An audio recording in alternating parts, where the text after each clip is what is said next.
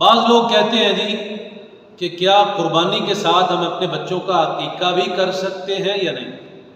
بڑا جانور ہے، مثال کے طور پر ویڑا ہے یا اونٹ ہے، اس کے اندر 7 حصے ہیں یا 10 حصے اونٹ کے اندر، تو کیا ایک بڑا ویڑا خرید کر گھر کے افراد اس کی طرف سے قربانی بھی کریں اور کچھ بچوں کا عقیقہ بھی کر دیں؟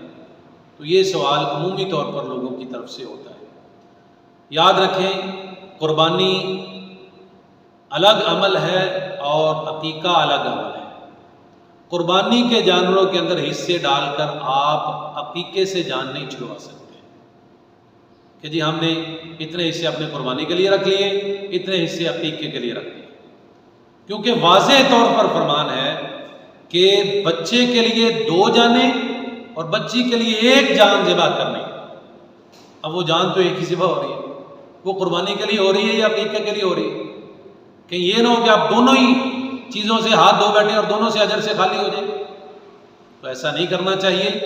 قربانی کے ساتھ ساتھ عقیقوں کو شامل بڑے جانور میں نہیں کرنا چاہیے، کیونکہ ویسے بھی سیدہ عائشہ رضی اللہ تعالی عنہا کے ہاں بھتیجا پیدا ہوا، عبد الرحمن ان کے گھر میں بیٹا پیدا ہوا، تو یہ اللہ تعالیٰ نے بڑی مدت کے بعد بیٹا دیا تھا، بڑا مہنگا بیٹا تھا، تو عبد الرحمن نے عقیقہ کرنے کے لیے اونٹ کا انتخاب کیا کہ اونٹ میں ذبح کروں گا اپنے بیٹے کی خوشی میں عقیقے کے طور پر۔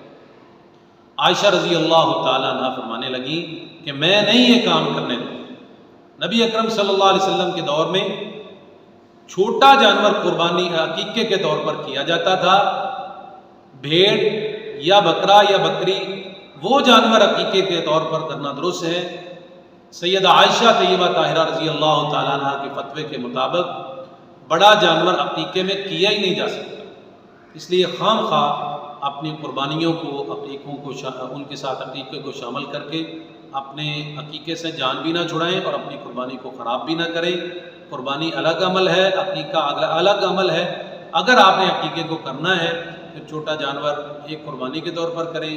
جتنے بچے ہیں، 4 بچے ہیں، چاروں کے عقیقے رہتے ہیں، تو 4 کے اگر بیٹے ہیں تو 2 کے حساب سے بکرے خرید لیں، اگر بیٹیاں ہیں تو 1 کے حساب سے 4 بکرے خرید لیں، تو ساتھ ساتھ اس کے ساتھ یہ کام ہو سکتا ہے۔ لیکن بڑے جانور میں اس کو حصہ رکھ کر اس سے جان چھڑانا یہ کسی صورت بھی جائز اور درست نہیں ہے۔